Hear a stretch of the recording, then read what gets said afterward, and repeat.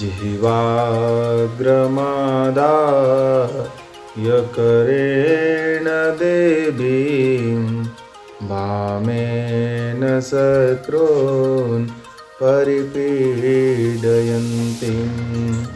गदाभिघाते न च दक्षिणेन पीताम्बराढ्यां द्विभुजां नमामि पीताम्बराढ्यां द्विभुजां नमामि। नमो नमः। नमस्कार मेरे प्रिय मित्रों, आज का यह शुभ अवसर दीपावली सन्निकट है। शीघ्र ही दीपावली का शुभ अवसर आने वाला है। ऐसे में बहुत सारे साधकों के मन में रुचि हो रही है कि वे भी साधना के क्षेत्र में प्रवेश करें या तंत्र के क्षेत्र में प्रवेश करें, ज्ञान के क्षेत्र में प्रवेश करें। तो इसको लेकर के कई सारे शिष्यों का यह प्रश्न आया कि तंत्र क्या है, वास्तविकता में तंत्र की कार्यशैली क्या है, तंत्र किस प्रकार से हमारे जीवन में कार्य करता है। तो आज हम इस विषय पर प्रकाश डालेंगे कि तंत्र किस तरीके से हमारे जीवन पर प्रभाव डालता है और तंत्र वास्तविकता में है क्या, साधना क्या है। तो सर्वप्रथम हमको सुनने में आता है, हम सब लोग अधिकतर चर्चा करते हैं तंत्र, मंत्र और यंत्र। ये तीनों एक ही छल्ले में बंधी हुई चाबियां हैं जो बिना एक दूसरे के सब अधूरी हैं। अगर आपको मंत्र का ज्ञान नहीं है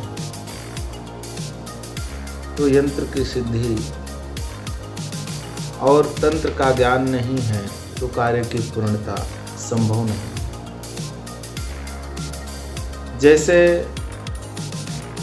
शरीर में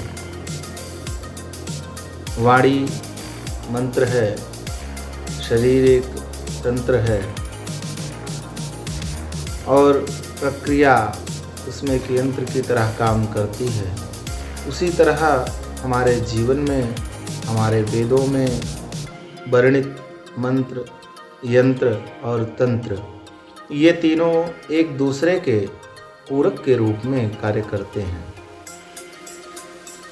मंत्र द्वारा सात्विक साधनाओं की प्रतिपूर्ति के साथ साथ राजसी और तामसी, और इसी तरह इन तीनों से तीनों प्रकार की वृत्तियों का पोषण होता है। तीनों प्रकार की वृत्तियों में कार्य किया जा सकता है। सारे मंत्रों का सात्विक प्रयोग, राजसी प्रयोग और तामसी प्रयोग होता है। उसी तरह यंत्रों का भी सात्विक, राजस और तामस तीनों प्रकार का प्रयोग होता है। तो यह जो तंत्र है वह जीवन में जब हम मंत्र शक्ति को जानते हैं या मंत्र शक्ति की गूढ़ता को जब जानते हैं तो उसके कार्य करने की जो शैली है उसी शैली को अपना लेना ही तंत्र है। तंत्र एक ऐसी प्रक्रिया है जिसके द्वारा बिना मंत्र के भी कार्य की सिद्धि संभव है।